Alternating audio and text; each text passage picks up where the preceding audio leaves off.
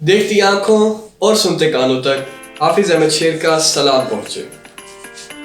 ناظرین، میں امید کرتا ہوں آپ ٹھیک ہوں گے اور میں بھی ہوں بالکل ٹھیک۔ آج ملتان کے روایتی کھانوں کے ساتھ حافظ احمد شیر آپ کی خدمت میں حاضر ہے۔ کھانا ہر ذی روح کے لیے ضروری ہے اور کوئی بھی جاندار ہے وہ کھانے کے بغیر زندہ نہیں رہ سکتا، اور انسان اشرف المخلوقات ہے اور انسان کو یہ اعزاز حاصل ہے کہ اس کے لیے من و سلوہ اترا اور اس نے ہر دور میں بہت اعلیٰ کھانے پکائے بھی ہیں اور کھائے بھی ہیں۔ اور جب بات آتی ہے کھانوں کی اور پھر بات کریں بر صغیر کی، تو بر صغیر پوری دنیا میں کھانوں میں پہلا نمبر لیتا ہے، اور جب بات آئے پنجاب کی، پنجاب کے روایتی کھانے پورے پاکستان میں مشہور ہیں، اور ایسے ہی ملتان کے روایتی کھانے پورے پاکستان میں مشہور ہیں۔ آج اسی کے حوالے سے بات کرنا چاہ رہا تھا۔ تو ملتان میں کیونکہ میرے والد صاحب ان کا جائے پیدائش وہیں کا ہے اور ان کی سکولنگ اور ان کا کالج وہیں کا ہے، تو وہ اکثر ان سے گفتگو ہوتی ہے تو وہ ہمیں بتاتے ہیں کہ ملتان کے روایتی کھانے کیا تھے۔ وہ یہ بتاتے ہیں کہ ملتان میں تباکی اس کو کہتے ہیں، خانسامے کو،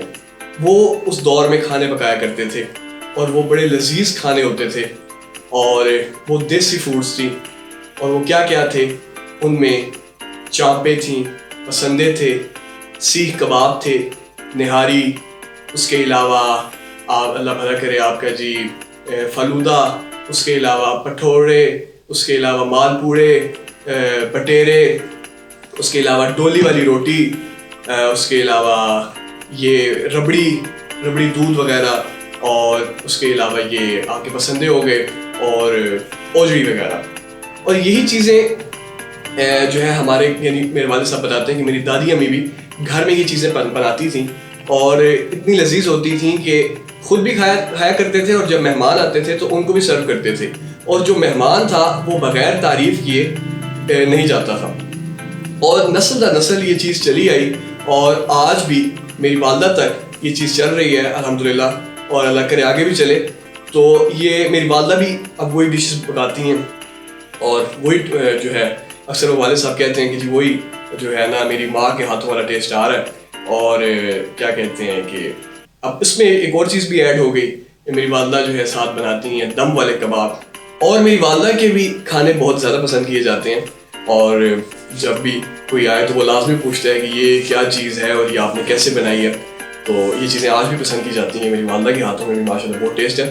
تو انشاءاللہ وقت کے ساتھ ساتھ آپ کے ساتھ ان کی ریسیپیز بھی شیئر کریں گی، جو چیزیں میں نے آپ کے سامنے رکھی ہیں۔ تو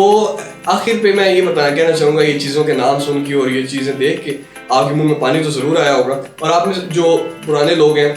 جو ذوق رکھتے ہیں ان چیزوں کا، جو شوقین لوگ ہیں اور روایات کو جانتے ہیں، تو وہ تو لازمی کھاتے بھی ہوں گے۔ اور یہ چیزیں صرف ملتان میں ہی نہیں، لاہور میں بھی، پرانا لاہور بادشاہی مسجد کی جو بیک ہے وہاں بھی یہ چیزیں ملتی ہیں، پائے اور یہ چیزیں وغیرہ تو کھاتے ہوں گے۔ تو اس میں میں آخر میں ایک حدیث رسالت مآب صلی اللہ علیہ وآلہ وسلم کی آپ کے سامنے بیان کرنا چاہوں گا کہ آپ صلی اللہ علیہ وآلہ وسلم فرماتے ہیں کہ کھانا اعتدال کے ساتھ کھاؤ، کیونکہ آج کے دور میں دیکھا جائے تو ہمارے ہاں زیادہ تر بیماریاں جو ہے زیادہ کھانے کی وجہ سے بنتی ہیں، اور ہمیں چاہیے کہ ہم اعتدال کے ساتھ کھانا کھائیں اور سنت کے مطابق عمل کریں ان چیزوں پر، تو